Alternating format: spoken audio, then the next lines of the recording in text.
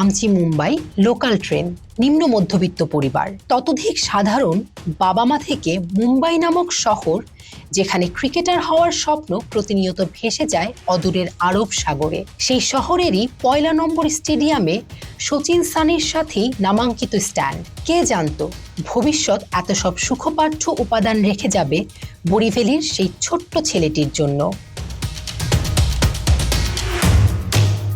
গতকাল রোহিতের বাবা মাকে দেখে মনেই হচ্ছিল না ছেলে ইন্ডিয়া ক্যাপ্টেন। ডেজিগনেশনের নিরিখে প্রধানমন্ত্রীর পরেই যার স্থান। আমাদের স্কুল জীবনে প্রথম, দ্বিতীয়, তৃতীয় হওয়া ছেলে মেয়েদের অনেকের মায়ের ভাবভঙ্গিতেও যে প্রচ্ছন্ন গর্ব বা অহংকারের চিহ্ন ফুটে উঠত, সেটুকুও যেন অদৃশ্য। ছেলেও বা পিছিয়ে কোথায়, নিতান্তই সাধারণ আউটলুকে, অতিশয্যের কণামাত্র নেই। স্ত্রী রীতিকাকে দেখলেও অচিরেই বোঝা যায় রোহিতের পারিবারিক জীবনের নোঙর কতখানি দৃঢ়।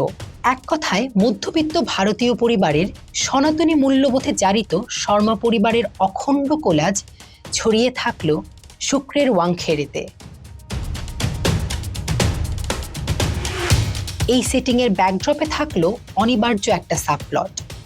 আমরা যারা ১-১.৫ দশক নিঃস্বার্থভাবে ভালোবেসে গিয়েছিলাম রোহিতকে, গতকাল তারা সবাই উপস্থিত ছিলাম তার নামাঙ্কিত স্ট্যান্ডে, যে ভিজুয়াল ধরা পড়েনি অত্যাধুনিক টেলিক্যামেরাতে।